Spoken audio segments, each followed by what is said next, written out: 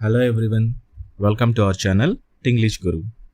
ఈరోజు క్లాస్లో మనం ఇంగ్లీష్ గ్రామర్లో ప్రెపోజిషన్స్ నేర్చుకుంటున్నాం కదా.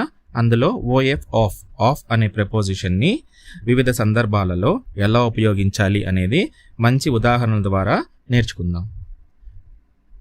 మనం నేర్చుకోబోయే ఉదాహరణలు ఆఫ్ అనే ప్రెపోజిషన్ గురించి ఇలా ఉంటాయి. సో వీటిని మనం ఎప్పుడు ఎలా ఉపయోగించాలి అనేది ఈ క్లాస్లో నేర్చుకుందాం. ఫస్ట్, కలిగి ఉండడాన్ని తెలుపుటలో. ఆఫ్ అనేది కలిగి ఉండడాన్ని తెలుపుటలో. He is a friend of mine అంటే అతను నాకు స్నేహితుడు లేదా అతను నా స్నేహితుడు, నా యొక్క స్నేహితుడు అనేది ఇక్కడ అర్థం. ఇక్కడ కలిగి ఉండడం కదా, అతని స్నేహాన్ని కలిగి ఉన్నాడు కాబట్టి he is a friend of mine అని అంటాం.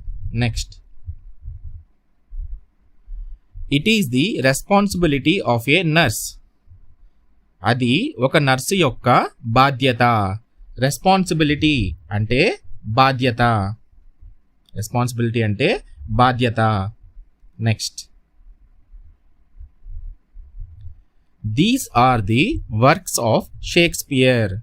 These are the works of Shakespeare అంటే ఇవి షేక్స్పియర్ యొక్క రచనలు. ఇవి షేక్స్పియర్ యొక్క రచనలు. ఇంగ్లీష్లో మనము ఈ రచనలు లేదా అతను రాసిన స్టోరీస్ కానీ, గ్రంథాలు కానీ, నవలలు కానీ వీటిని ఏమంటామంటే వర్క్స్ ఆఫ్ అని అనొచ్చు. వర్క్స్ ఆఫ్ అంటే అతను చేసిన పనులు, అంటే అతను కవి కాబట్టి అతని రచనలు, అతను రచయిత అయితే అతని రచనలు, అలా అనమాట. These are the works of అంటే ఇక్కడ షేక్స్పియర్ యొక్క అని అర్థం అనమాట. అంటే కలిగి ఉన్నాడు కదా అతను, ఆ రచనలు తనవైనవిగా ఉన్నాడు కాబట్టి ఆఫ్ అనేది ఉపయోగించాలి. Next, the role of the teacher is very important. The role of the teacher is very important. గురువు యొక్క పాత్ర చాలా ముఖ్యమైనది. చూసారా, ఇక్కడ రోల్ ఆఫ్ అంటే అతని యొక్క పాత్ర, గురువు యొక్క పాత్ర. The role of the teacher అంటే ఇక్కడ గురువుకి ఒక ముఖ్యమైన పాత్ర కలిగి ఉన్నాడు కాబట్టి మనం ఆఫ్ అనేది వాడాలి. Next, it is a painting of Ravi Varma. It is a painting of Ravi Varma. ఇది రవివర్మ వేసిన చిత్రం. చూసారా, అతను ఆ చిత్రాన్ని వేశాడనమాట కాబట్టి మనం ఇక్కడ ఆఫ్ అనేది ఉపయోగించాలి. పెయింటింగ్ ఆఫ్ రవివర్మ వేసిన చిత్రం లేదా రవివర్మ యొక్క చిత్రం అంటే అతను గీసిన చిత్రం అని అర్థం. నెక్స్ట్, మూలములను లేదా పుట్టుకను లేదా స్థానమును తెలుపుటకు మనం ఆఫ్ని ఎలా ఉపయోగించాలి. సో ఉదాహరణలు చూద్దాం. She is women of A royal family. చూసారా, ఇక్కడ ఆవిడ యొక్క మూలాలు అంటే వాళ్ళ వంశం యొక్క మూలాల గురించి మాట్లాడేటప్పుడు మనం ఆఫ్ని ఇలా ఉపయోగిస్తాం. She is a women of A royal family. ఆమె రాజకుటుంబానికి చెందిన మహిళ. Next, he is Born of peasant stock. He is Born of peasant stock. ఇక్కడ PEASANT పెజెంట్ అని ఉండాలి. PEASANT పీజెంట్ అంటే రైతుల కుటుంబం. పీజెంట్ అంటే రైతు, ఫార్మర్స్ అంటాం కదా అదనమాట. He is born of peasant stock అంటే అర్థం అతను రైతు వర్గానికి జన్మించాడు లేదా రైతుల కుటుంబంలో జన్మించాడు. సో ఇలాంటి అర్థాలు అనమాట ఈ ఆఫ్ అనే పదానికి ఇక్కడ. నెక్స్ట్, దేని గురించైనా వివరించేటప్పుడు he told us of his novels. He told us of his novels. అతను మాకు తన నవలల గురించి చెప్పాడు. అతను మాకు తన నవలల గురించి చెప్పాడు. సో ఇక్కడ దేని గురించైనా వివరించేటప్పుడు మనం ఆఫ్ ఉపయోగిస్తామన్నాం కదా, అది ఈ విధంగా ఉపయోగిస్తాం. నెక్స్ట్, ఇంకో ఉదాహరణ. I have never heard of such places.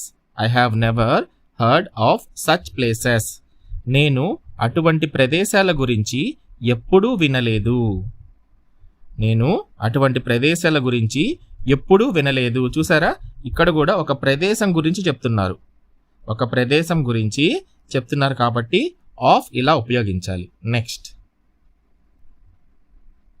It is made of gold. ఈ కండిషన్ ఏంటి? ఏదైనా ఒక వస్తువు ఏ పదార్థంతో తయారు చేశారో చెప్పేటప్పుడు మనం ఆఫ్ని ఉపయోగిస్తాం అంటున్నారు. So it is made of gold అంటే అది బంగారంతో చేయబడింది. అది బంగారంతో చేయబడింది. నెక్స్ట్,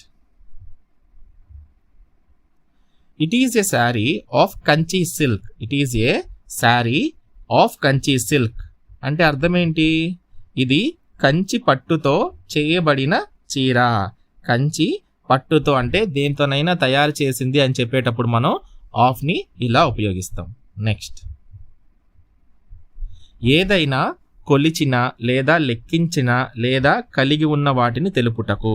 ఉదాహరణ, there are 2 kilos of potatoes. There are 2 kilos of potatoes. 2 కిలోల బంగాళదుంపలు ఉన్నాయి అని దీనికి అర్థం. ఇక్కడ 2 kilos ఆఫ్ అంటే ఇది కొలమానం కదా, 2 kilos అంటే కొలమానం. కొలమానం వచ్చినప్పుడు ఆఫ్ని ఇలా ఉపయోగించాలి. Next, she bought 2 meters of cloth for her dress. చూసారా, 2 meters ఆఫ్ క్లాత్. ఇక్కడ కూడా కొలత అంటే కొలిచి లేదా లెక్కించి కొనేటప్పుడు లేదా కొలతల గురించి మాట్లాడేటప్పుడు మనం ఆఫ్ని ఉపయోగించాలి. దీనికి అర్థం ఏంటి? ఆమె తన డ్రెస్ కోసం 2 మీటర్ల క్లాత్ను కొనింది. Next, it is a sheet of paper. It is a sheet of paper అంటే ఆ షీట్ దేంతో తయారు చేస్తారు? షీట్ అంటే పేపరే ఉండాల్సిన అవసరం లేదు కదా. మెటల్ షీట్ ఉండొచ్చు, వుడెన్ షీట్ ఉండొచ్చు, అంటే సన్మైకా షీట్లే కదా అవి కూడా. కాబట్టి అది దేంతో తయారు చేయబడింది? అలాంటప్పుడు పేపర్ అని ఇక్కడ క్లియర్గా మెన్షన్ చేశారు కదా, కాబట్టి ఆఫ్ ఉపయోగిస్తాం. షీట్ ఆఫ్ పేపర్ లేదా షీట్ ఆఫ్, ఒకవేళ మెటల్తో తయారు చేస్తే షీట్ ఆఫ్ మెటల్ అలా చెప్తాం అనమాట. కాబట్టి ఆఫ్ని ఈ విధంగా ఉపయోగించాలి. Next, one of my friends has gone to America. One of my friends has gone to America. ఇక్కడ గమనించారంటే ఇక్కడ స్నేహితుల గురించి మాట్లాడుతున్నారు. నా స్నేహితులలో ఒకరు అంటే ఇతను ఫ్రెండ్స్ని కలిగి ఉన్నాడు కదా, కాబట్టి కలిగి ఉండే వాటి గురించి కూడా మాట్లాడేటప్పుడు మనం ఆఫ్ని ఉపయోగిస్తాం. వన్ ఆఫ్ మై ఫ్రెండ్స్, నా స్నేహితులలో ఒకరు, హ్యాస్ గాన్ టు అమెరికా, అమెరికాకు వెళ్ళారు. Next, hour shop is with in the 100 yards of the station. Our shop is within the 100 yards of the station. మా దుకాణం స్టేషన్కి 100 గజాల దూరంలో ఉంది. ఇక్కడ కండిషన్ ఏంటి? కాలమును అంటే టైంని లేదా దూరమును అంటే డిస్టెన్స్ని, వీటిని చెప్పడానికి కూడా మనం ఆఫ్ని ఉపయోగిస్తాం. అదేలాగా విత్ ఇన్ 100 yards అంటే 100 గజాల లోపు, యార్డ్స్ అంటే గజాలు. విత్ ఇన్ 100 yards 100 గజాల లోపు మా దుకాణం స్టేషన్కి 100 గజాల దూరంలో ఉంది. Next, with in a year of their divorce he had remarried. ఇందాక మనం కాలం గురించి ఎగ్జాంపుల్ చూసాం, ఇప్పుడు దూరం గురించి చూసాము, ఇప్పుడు కాలం గురించి చూద్దాం. With in a year of their divorce he had remarried. ఇక్కడ కాలం ఎక్కడొచ్చింది? ఇయర్ అన్నారు. 1 సంవత్సరం. ఇయర్ అంటే 1 సంవత్సరం అంటే కాలాన్ని సూచిస్తుంది. దీన్ని ఎలా చెప్పాలి? అతను విడాకులు తీసుకున్న ఏడాది లోపే మళ్ళీ పెళ్లి చేసుకున్నాడు. ఇక్కడ గమనించారంటే ఏ ఇయర్ ఆఫ్ అంటే కాలాన్ని తెలిపేటప్పుడు ఆఫ్ అనేదాన్ని మనం ఈ విధంగా ఉపయోగించాం. Next, the old man died of cancer. ఇక్కడేంటి? కారణాన్ని తెలుపుటకు. ఏదైనా ఒక సంఘటన జరిగితే ఆ సంఘటన యొక్క కారణాన్ని తెలపడం కోసం మనం ఆఫ్ని ఉపయోగిస్తాం. The old man died of cancer అంటే ఓల్డ్ మ్యాన్ చనిపోయాడంట. దేనివల్ల అనేటప్పుడు ఆఫ్ ఉపయోగిస్తాం. వృద్ధుడు క్యాన్సర్తో మరణించాడు. సో కారణం ఏంటి? క్యాన్సర్తో మరణించాడు. సో కారణాన్ని గురించి చెప్పేటప్పుడు మనం ఆఫ్ని ఉపయోగిస్తున్నాం. Next, she cured of pneumonia. She cured of pneumonia. ఇక్కడ కూడా చూడండి, క్యూర్డ్ ఆఫ్ అంటే ఆమె కోలుకుంది. దేని నుండి? నిమోనియా నుండి. ఆమె నిమోనియా నుండి కోలుకుంది. క్యూర్డ్ ఆఫ్ అంటే ఈ సంఘటన జరిగింది, ఆమె కారణం అంటే దేని నుండి కోలుకుంది? న్యూమోనియా అనే ఒక రోగం నుండి ఆవిడ కోలుకుంది అని చెప్పేటప్పుడు కూడా మనం ఆఫ్ని ఇలా ఉపయోగిస్తాం. Next, you should be ashamed of yourself for telling such lies. You should be ashamed of yourself for telling such lies అంటే అర్థం ఏంటి? నువ్వు ఇలాంటి అబద్ధాలు చెబుతున్నందుకు సిగ్గుపడాలి. అంటే ఎవరైనా అబద్ధాలు చెప్పినప్పుడు మనం అయ్యో ఇలాంటి అబద్ధాలు చెప్పావు నువ్వు సిగ్గుపడాలిరా బాబు అంటాం కదా, ఆ సందర్భంలో అనమాట. ఇక్కడ కూడా ఏంటి కారణం, ఏం కారణం ఇక్కడ? అబద్ధం చెప్పడం అనే కారణానికి ఇతను సిగ్గుపడాలి అని చెప్తున్నాం. సో అదేలాగా అషేమ్డ్ అంటే ఏంటంటే సిగ్గుపడడం. అషేమ్డ్ అంటే సిగ్గుతో తలదించుకోవడం, సిగ్గుపడడం అంటారు కదా ఏదైనా తప్పు చేసినప్పుడు. సో అలాంటి పదాన్ని అషేమ్డ్ అని మనం అంటాం. లైస్ అంటే మీకు తెలిసిందే అబద్ధాలు. నువ్వు ఇలాంటి అబద్ధాలు చెబుతున్నందుకు సిగ్గుపడాలి. చూసారా, ashamed of. Next,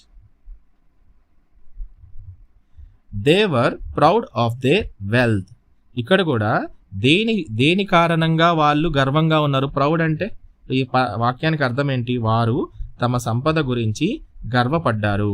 so proud దేని కారణంతో వాళ్ళు గర్వపడ్డారు? వెల్త్ అంటే ఇక్కడ కారణం గురించి వచ్చిందంటేగా, అప్పుడు మనం ఆఫ్ని ఉపయోగించాం. They were proud of their wealth. వారు తమ సంపద గురించి గర్వపడ్డారు. నెక్స్ట్, గుణమును ఇష్టాన్ని తెలుపుటకు ఆఫ్ని ఎలా ఉపయోగించాలో చూద్దాం. Arjun was a man of conviction అంటే అర్థం ఏంటి? అర్జున్ దృఢ నిశ్చయం గల వ్యక్తి. Arjun was a man of conviction అంటే అర్జున్ ఒక దృఢ నిశ్చయం గల వ్యక్తి అని అర్థం. కన్విక్షన్ అంటే ఇక్కడ దృఢ నిశ్చయం, కన్విక్షన్ అంటే దృఢ నిశ్చయం గల అని అర్థం. ఇక్కడ గుణాన్ని తెలిపారు కదా, అతను దృఢ నిశ్చయం అనేది అతని యొక్క గుణం. ఆ గుణాన్ని తెలిపేటప్పుడు మనం ఇక్కడ ఆఫ్ వాడాం. Next, she is a lover of classical music. She is a lover of classical music. ఆమె శాస్త్రీయ సంగీత ప్రియురాలు. ఆమెకంట శాస్త్రీయ సంగీతం అంటే చాలా ఇష్టమట. సో దీన్ని ఏంటి? ఇష్టం. ఇక్కడ ఏంటి? ఇష్టం గురించి మాట్లాడారు. శాస్త్రీయ సంగీత ప్రియురాలు అంటే దాని అర్థం ఏంటి? ఇష్టపడుతున్నట్టే కదా. సో ఇష్టం గురించి మాట్లాడేటప్పుడు మనం ఆఫ్ని ఇలా ఉపయోగించాలి. She is a lover of classical music. Classical music అంటే శాస్త్రీయ సంగీతం. క్లాసికల్ మ్యూజిక్ అంటే శాస్త్రీయ సంగీతం. మీరు గమనించాల్సింది అంటే ఈ ఆఫ్ని ఈ 8 కండిషన్లు చెప్పాను కదా, ఈ 8 కండిషన్లో ఎక్కడ మనం ఎలా ఉపయోగించాం దానికి మీరు మరికొన్ని ఎగ్జాంపుల్స్ మీకు మీరే తయారు చేసుకొని, ఇప్పుడు సెంటెన్స్ ఇలాగే ఉంది. She is a lover of dance అంటే ఆమె నృత్యం అంటే ఆమెకి చాలా ఇష్టం. She is a lover of books ఆమెకు పుస్తకాలంటే చాలా ఇష్టం. అలాగా మీరు చిన్న చిన్న పదాలు మార్చుకుంటూ కొన్ని కొత్త వాక్యాలు ఫ్రేమ్ చేసుకుంటా ఉన్నారంటే మీకు ఇంకా బాగా ఈ క్లాసెస్ అర్థం అవుతాయి. సో నా క్లాసెస్ కనుక మీకు నచ్చినట్లయితే దయచేసి వీడియోని లైక్ చేసి ఛానల్ని సబ్స్క్రైబ్ చేయండి. మీరు నాకు సపోర్ట్ చేయడానికి చేయగలిగే ఒకే ఒక్క పని అదేనండి. ప్లీజ్ నన్ను సపోర్ట్ చేయాలనిపిస్తే మాత్రం ఖచ్చితంగా ఛానల్ని సబ్స్క్రైబ్ చేసి ఇంకా వీలైనంత మందికి ఈ ఇంగ్లీష్ లాంగ్వేజ్ నేర్చుకోవాలనుకునే వాళ్ళకి ఈ ఛానల్ని షేర్ చేయండి. సో నెక్స్ట్ క్లాస్లో మరిన్ని మంచి ఎగ్జాంపుల్స్తో మరొక కొత్త టాపిక్తో మళ్ళీ కలుసుకుందాం. Until then take care. జై హింద్.